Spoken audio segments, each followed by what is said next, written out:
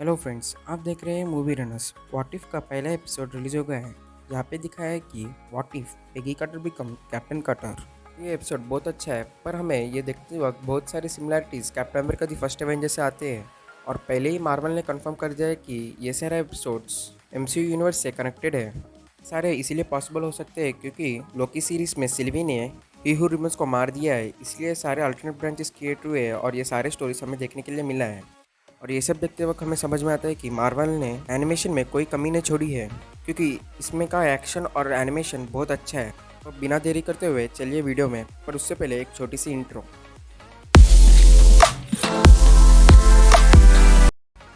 हमें एपिसोड के स्टार्टिंग में ही वॉचर का आवाज़ सुन सकते हैं, जहाँ पे वो बोलता है हर एक पॉसिबिलिटी एक नई सी रियलिटी को क्रिएट कर सकता है।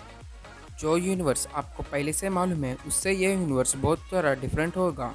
और फिर वो अपना नाम वॉचर बताता है और बोलता है मैं ही तुम्हारा गाइड हूँ जो तुम्हें अलग अलग रियलिटीज़ दिखाऊंगा और उसके बारे में बताऊंगा। और फिर वॉचर हमें रियल यूनिवर्स का कैप्टन अमेरिका का स्टोरी बताता है, जहाँ पे नाजी आर्मी पूरा यूरोप को कॉन्कर कर देती। और फिर सारी आर्मी मिलके सुपर सोल्जर सीरम बनाते हैं और स्टीव रॉजर्स को इंजेक्ट कर कर उसे कैप्टन अमेरिका बनाते हैं। और वो वर्ल्ड वॉर 2 को एंड कर देता है और उसी वक्त वो अपने आप को सैक्रिफाइस करता है। फिर वॉचर बोलते हैं ये पूरा स्टोरी इस यूनिवर्स का है, पर एक अलग से यूनिवर्स में एक छोटा सा चॉइस एक नया हीरो क्रिएट होने का पॉसिबिलिटी क्रिएट करता है। फिर हम स्टीव रॉजर्स और पेगी कार्टर एक्सपेरिमेंट के सामने खड़े होकर उसके बारे में बात करते हुए देख सकते हैं। और फिर साइंटिस्ट पेगी कार्टर को पूछते हैं कि आप भूत में जाके खड़े हो सकते हो क्या, पर पेगी कार्टर मना करती है और वहाँ पे खड़ी होती है। और फिर वॉचर बोलता है इस पॉइंट से ही एक नई यूनिवर्स क्रिएट होती है। और जब स्टीव रॉजर्स को वो सीरम इंजेक्ट करने होते हैं तभी नाजी सोल्जर बॉम्ब फोड़ देता है और सीरम चुराने की कोशिश करता है, पर उसी वक्त स्टीव रॉजर्स उसे रुकाता है। और उस वक्त वो सोल्जर स्टीव पर गोली चला देता है और स्टीव घायल हो जाता है। और जब वो सोल्जर भागने की कोशिश करता है तब पिगी कार्टर आके उसे शूट कर देती है। और उसके बाद पावर लेवल्स ड्रॉप होते हैं, इसीलिए हॉवर्ड स्टार्क बोलते हैं अभी करना चाहिए एक्सपेरिमेंट, नहीं तो हमें बहुत लॉस हो जाएगा। तब जनरल रॉजर्स को जानने के लिए बोलता है, पर रॉजर्स घायल है इसलिए वो नहीं जा सकता। तो वो हॉवर्ड को जाने के लिए बोलता है। हॉवर्ड बोलता है मैं नहीं जाऊँगा, मैं सिर्फ टेक्नोलॉजी का इंसान हूँ। और उसके बाद पेगी खुद ही जाके उसमें बैठ जाती है। और फिर स्टार्क को मिशन को ऑन कर देता। पूरा सोल्जर सीरम पेगी कार्टर के अंदर इंजेक्ट हो जाता है। ये सब देखते वक्त हमें बहुत फेमिलियर लगता है, क्योंकि हमने ये पूरा captain America the first Avenger में देखा था, पर वहाँ पे स्टीव रॉजर्स था तो यहाँ पे पेगी कार्टर है। उन दोनों का एक्सप्रेशन भी सेम है देखने में। और जब उस एक्सपेरिमेंट के बाहर आती है तो पेगी कार्टर बहुत पावरफुल बन जाती है। और एक चीज़ आपने ऑब्जर्व किया कि नहीं, जब हम ट्रेलर में देखा था तो पूरा पीछे का बैकग्राउंड पूरा डिफरेंट था, पर अब तो डिफरेंट है। तो देखो मार्वल हमें हर बार ट्रेलर से कहीं ना कहीं धोखा देता है। और फिर उसके बाद पेगी का ब्लड सैंपल्स लेते हैं, तब उसी वक्त कॉर्नर बोलते रहते हैं कि मैंने एक आर्मी देने की प्रॉमिस किया था, पर हमें एक गर्ल मिल गई। क्योंकि उस वक्त गर्ल्स को इतना इंपॉर्टेंस नहीं दे रहे थे, इसीलिए कर्नल पेगी कार्टर को फाइट करने नहीं देता है। और फिर हम पेगी कार्टर को पंचिंग बैग पर पंच करते हुए देख सकते हैं, जो captain America the first Avenger से बहुत सिमिलर है। और पीछे स्टीव रॉजर्स खड़ा है, वो अपने ऊन से अभी अभी रिकवर कर रहा है। और फिर वो वेट्स को फ्रिस्बी की तरह दीवार पर मार रही है। पीछे स्टीव रॉजर्स बोलते हैं कि ये थोड़ा अच्छा है, क्योंकि अगर फ्लेम तुम्हें यूएस से टूर्स लेके जाके कॉस्ट्यूम्स पहना कर सब लोग के सामने शोज करने के लिए बोला तो वो बहुत बुरा रहेगा। ये सारी चीज़ हमने captain America the first Avenger में स्टीव रॉजर्स को करते हुए देखते हैं। फिर हम उसके बाद देख सकते हैं कि रेड स्कल आके टेसरेट को चुराता है। और यहाँ पे और एक चीज़ है कि पेगी कार्टर और हॉवर्ड स्टार्क को पहले ही से टेसरेट के बारे में मालूम है, पर captain America the first Avenger में उन्हें पहले से ही नहीं मालूम था। और रेड स्कल ने पहले कभी टेसरेट चुरा लिया था, इसलिए उसके पास कैप्टन से लड़ने के लिए बहुत हाईटेक टेक्नोलॉजी था, पर इसमें उसे अभी टेसरेट मिला है। टेसरेट पर कोई रिसर्च नहीं किया, इसलिए उनके पास अभी हाईटेक टेक्नोलॉजी नहीं है। और फिर बाद में पेगी कार्टर और हॉवर्ड स्टार्क बैठे हुए थे, तब हॉवर्ड स्टार्क उसे शील्ड और कॉस्ट्यूम गिफ्ट करता है। और फिर पेगी कार्टर जाके रेड स्कल के सारे लोगों को मारती है और जोला को पकड़कर टेसरेट लाती है।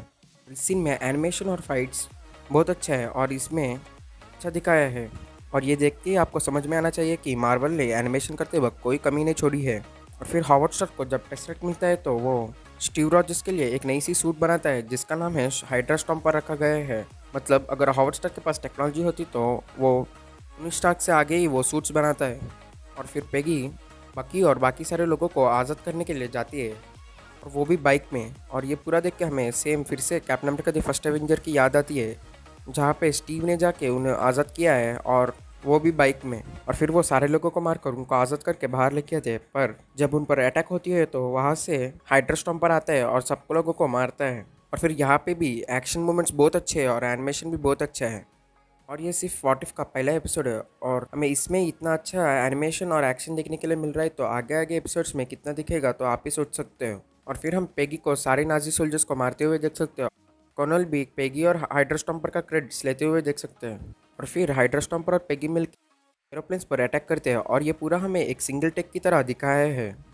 और फिर हम नेक्स्ट सीन को देख सकते हैं जहाँ पे जनरल रेड स्कल को चिल्लाता है, पर रेड स्कल उसे शूट कर देता है और अपनी मास्क निकाल देता है। ये भी captain America the first Avenger से बहुत सिमिलर है, पर उसमें वो हाईटेक गन से शूट करता है क्योंकि उसके पास पहले ही टेसरेट आया था और वो उस पर बहुत सारे रिसर्च करके वो टेक्नोलॉजी बनाया है। पर यहाँ पे उसके पास टेसरेट नहीं है, इसीलिए वो उसे एक मामूली पिस्टल से शूट कर देता है। और फिर हम पेगी कार्टर और स्टीव रॉजर्स को बात करते हुए देख सकते हैं, पर उनके बीच में ही हॉट स्टार्क आके उन्हें डिस्टर्ब करता है। और फिर हम वो ट्रेन सीन को देख सकते हैं जो हमने पहले ही कैप्टन अमेरिका में देखा था, पर यहाँ पे पहले ही हाइड्रा स्टॉम्पर आके ट्रेन को रोकने की कोशिश करते हैं और उसके बाद पेगी और सारे लोग उस पर आके चढ़ते हैं।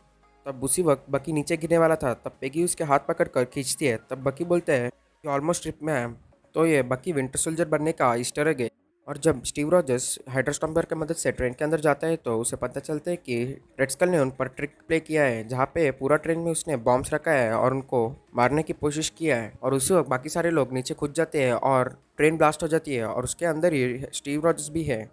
और वो ट्रेन नीचे गिर जाती है और उस पर सारी माउंटेन गिर जाता है। और ये सब देख के लगता है कि स्टीव रॉजर्स विंटर सोल्जर बनेगा, पर ये नहीं हो सकता है क्योंकि पेगी कार्टर ने पहले ही डॉक्टर जोलक को पकड़ के रखा है, इसलिए वो जाके कोई रिसर्च नहीं कर सकता है।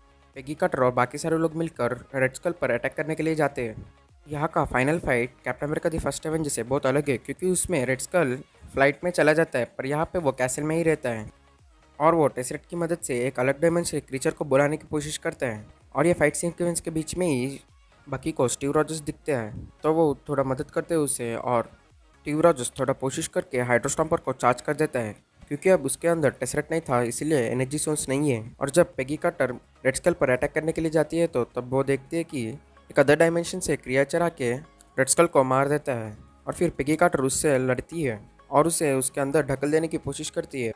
स्टीव रॉजर्स भी उसे मदद करता है, पर वो क्रीचर अंदर नहीं जाता है, इसलिए पेगी कार्टर खुद ही सैक्रिफाइस करके उसके अंदर जाने की कोशिश करती है। तब उसी वक्त स्टीव रॉजर्स और पेगी कार्टर डांस करने की प्रॉमिस करते हैं, जैसे captain America the first Avenger में स्टीव रॉजर्स और पेगी कार्टर प्रॉमिस करते हैं जब कैप्टन अमेरिका फ्लाइट से क्रैश करने वाले होते हैं और पेगी कार्टर बोलते ही अंदर चली जाती है। और नेक्स्ट सीन में हम फिर से टेसरेट को एक्टिवेट होते हुए देख सकते हैं और उसके अंदर से पेगी कार्टर बाहर आती है और वो आते ही बोलती है स्टीव, पर उसके पास निक फ्यूरी आके बोलता है war 70 years back he and हो गया है। और यहाँ पे एपिसोड खत्म हो जाता है, पर पीछे वॉचर बोलता है कि उसका एक छोटी सी चॉइस एक नई स्टोरी को शुरू किया है और मैं ऐसे ही कई सारे स्टोरीज को देखता हूँ, पर मैं उनमें इंटरफियर नहीं कर सकता हूँ और करूँगा भी नहीं। For me I am the watcher बोलता है और यहाँ पे एपिसोड खत्म हो जाती है। और इस एपिसोड में हमें थोड़ा सस्पेंस थोड़ा कम है क्योंकि हमें पहले ही पूरा स्टोरी मालूम है, इसीलिए। पर लगता है बाकी एपिसोड्स बहुत इंटरेस्टिंग होंगे क्योंकि उनमें दिखाने वाले पॉसिबिलिटीज बहुत अलग होंगे। चला तो स्टार्ट बना तो क्या होगा, Every universe is different. Each one unique.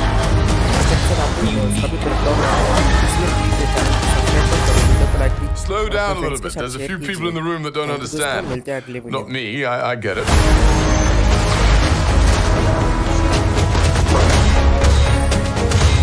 Who are you? The name's Captain Carter.